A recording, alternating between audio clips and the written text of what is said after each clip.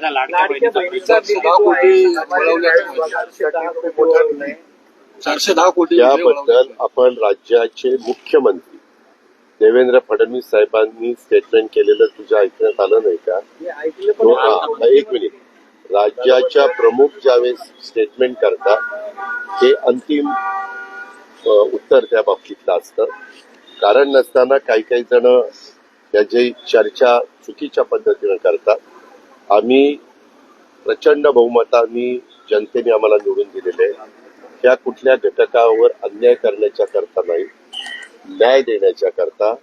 उलट यंदाच्या अर्थसंकल्पात मी तुम्हाला आकडेवारीनं सिद्ध करून देईन की गेल्या वर्षी माझ्या सामाजिक न्याय विभागाला आणि आमच्या आदिवासी विकास विभागाला जो काही निधी दिलेला होता त्याच्यात 39 ते 41% आपण वाढ केली आणि अधिकचा निधी तिथं दिलेला आहे.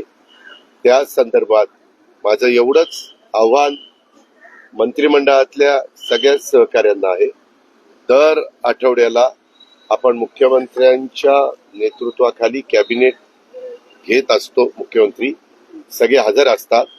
हे जे काही प्रश्न असतात हे जर त्या व्यासपीठावर उपलब्ध केले तर ते प्रश्न तिथं असतात.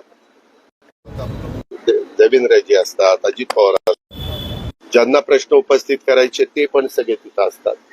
तर कारण नसताना गैरसमज होणार नाही.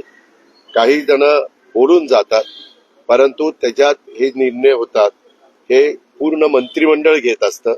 त्याला मंत्रिमंडळाची मान्यता असते, त्याला विधिमंडळाची मान्यता असते.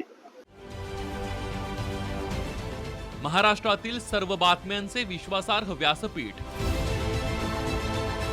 सकाळच्या सर्व सोशल मीडिया प्लॅटफॉर्मला लाईक, फॉलो आणि सबस्क्राईब करा.